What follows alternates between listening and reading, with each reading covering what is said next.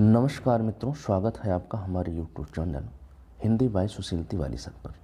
आज हम लोग भारतेंदु हरिश्चंद्र के प्रेम माधुरी सवैये पर चर्चा करेंगे। चर्चा से पूर्व आप सभी मित्रगणों से निवेदन है कि आप लोग हमारे चैनल को सब्सक्राइब करें, बेल आइकन दबाएं, जिससे आप लोगों को हमेशा नई अपडेट प्राप्त होती रहे और दूसरे साथियों को भी चैनल की सूचना दें, जिससे और लोग लाभान्वित हो सकें। तो चलते हैं हम अपने विषय पर। भारतेंदु जी को आधुनिक हिंदी साहित्य का जन्मदाता कहा जाता है। इनका जन्म सन 1850 ईस्वी में काशी स्थान पर हुआ था। इनके पिता का नाम गोपाल चंद्र गिरधरधार था।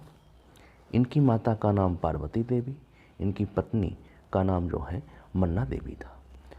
ये भारतेंदु युग के प्रवर्तक के रूप में हिंदी साहित्य में जाने जाते हैं। इन्होंने कविता, नाटक, एकांकी, निबंध, उपन्यास, पत्रकारिता आदि विधाओं में लेखन कार्य संपन्न किया। इन्होंने कविवचन सुधा, हरिश्चंद्र पत्रिका, हरिश्चंद्र चंद्रिका आदि पत्र पत्रिकाओं का संपादन भी किया। इन्होंने अपनी रचना ब्रजभाषा और खड़ी बोली में की। इनकी शैली मुक्तक थी। इनकी प्रमुख रचनाओं में प्रेम माधुरी, प्रेम तरंग, प्रेम प्रलाप, प्रेम सरोवर और कृष्ण चरित्र प्रमुख हैं। इनकी मृत्यु 6 जनवरी सन 1885 में हुआ। तो अब हम लोग प्रेम माधुरी, जो कि कक्षा 12 के सिलेबस में जो है प्रस्तुत है, तो उसका जो प्रथम सवैया है उसको देखते हैं। मार्ग प्रेम को समुझे, हरिचंद यथार्थ होत यथा है। मार्ग प्रेम को समुझे, हरिचंद यथार्थ होत यथा है।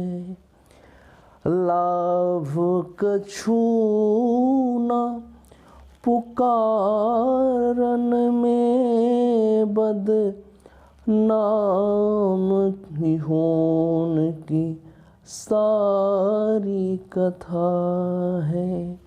लाभ कछु न पुकारन में, बदनाम ही होने की सारी कथा है। जानत है जिय मेरो भली विधि, और उपाय सब बिरथा है। बावर है ब्रज के सिंगरे मोही, नाहक पूछत कौन बिथा है। बावर है ब्रज के सिंगरे मोही, नाहक पूछत कौन बिथा है। अब हम इस सवैये की व्याख्या पर विचार करते हैं। गोपियों को उद्धव द्वारा समझाए जाने पर गोपियों की बात को अपनी कविता के माध्यम से कहते हैं। मार्ग अर्थात मार्ग, प्रेम को अर्थात प्रेम के मार्ग को समझे। समझे यानी समझ सकता है, को माने कौन, अर्थात प्रेम के मार्ग को कोई नहीं समझ सकता है। प्रेम की यथार्थ अर्थात यथार्थता को भी कोई नहीं समझ सकता है कि प्रेम क्या होता है। प्रेम की यथार्थता को, प्रेम की निस्सारता को, प्रेम की कठिनाई को वही समझ सकता है जिसने प्रेम किया हो। तो गोपियाँ जो है कवि के माध्यम से उद्धव जी से कह रही हैं कि प्रेम का मार्ग जो है बड़ा कठिन है। प्रेम के मार्ग पर चलना अत्यंत कठिन है। यह मार्ग जीवन के कटु यथार्थ की तरह कठोर एवं कष्टकर होता है। इसको वही समझ सकता है जिसने प्रेम किया हो। हे उद्धव, हम लोगों ने जो है भगवान श्री कृष्ण से प्रेम किया है। सगुण के रूप में हमने जो है उनका वर्ण किया है। इसलिए आप जो है जिस निर्गुण के ब्रह्म के विषय में आप बता रहे हैं हमसे, उस निर्गुण ब्रह्म को हम लोग नहीं जानते हैं, इसलिए आप हमारी बातों को नहीं समझ सकते। लाभ कछु न पुकारन में, लाभ कछु, लाभ कछु माने कुछ भी, न पुकारन में, अपने प्रेम को बताने में, पुकारने में, दूसरों से जो है अपने प्रेम की अभिव्यक्ति को व्यक्त करने में जो है क्या होता है, बदनाम ही होन, बदनामी होती है, बेइज्जती होती है। कि सारी कथा है, जो प्रेम की कथा हम अपने प्रेम की कथा दूसरों को बताते हैं, उस प्रेम की कथा के द्वारा हमारी सिर्फ बदनामी ही होती है, उसको जो है सुनाने से कोई फ़ायदा नहीं होता, कोई लाभ नहीं होता है।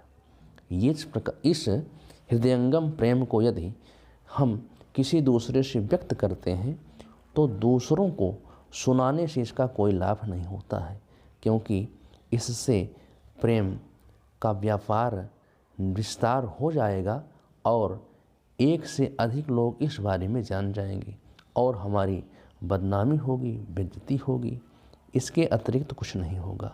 ऐसा लोगों का विचार होता है कि अपने कष्ट को, दुख को किसी को बताने पर वह कष्ट, वह दुख कम हो जाता है, किंतु प्रेम प्रेरणा का उद्गार करना समुचित नहीं होता है।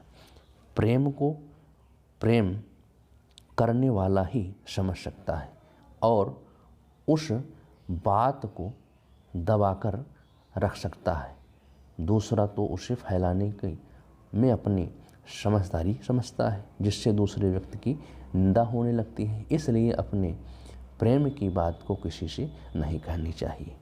फिर उद्धव जी को जो है गोपियाँ कहती हैं कवि के माध्यम से, जानत है जिय मेरो भलो, जानत है जिय मेरो भली विधि, विधि का मतलब विधि से, भली का मतलब भली प्रकार से, मेरो यानी मेरी, जी माने हृदय, जानत है जानता है, जो मेरा हृदय है यह भली प्रकार से जानता है, और उपाय, उपाय मतलब उपाय, सबय व्यर्था है, व्यर्था का मतलब व्यर्थ है, सबय का मतलब सब, यह जो उपाय है इस प्रेम के दुख को, प्रेम के दुख के निवारण के लिए जो उपाय है सब व्यर्थ हैं।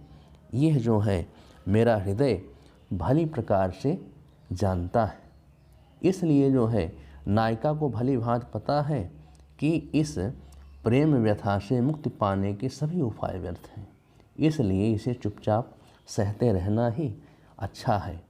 ब्रज के वावरे हैं, ब्रज के सिंगरे मोहि, नाहक पूछत कौन विथा है।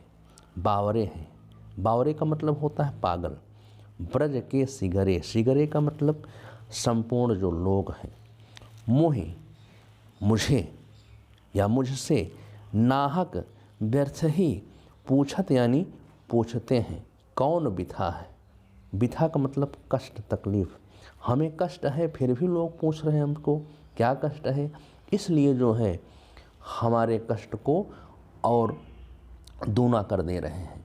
बार बार जो है उस प्रेम की पीड़ा को पूछकर उसे और दुखी कर रहे हैं, जिसके कारण जो है उस दुख को, उस प्रेम की पीड़ा को सहन करना उसके लिए और कठिन होता जा रहा है।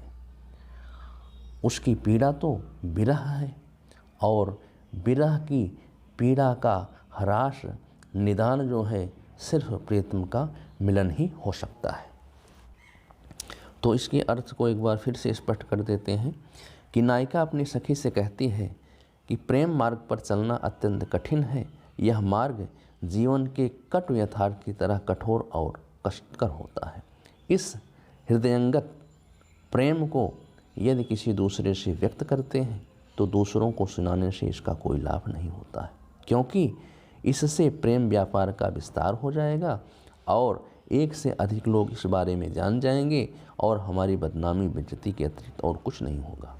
ऐसा लोगों का विचार है कि अपने कष्ट, दुख को किसी से बताने पर वह दुख कम हो जाता है, किंतु प्रेम प्रेरणा का उद्गार करना समुचित नहीं होता है।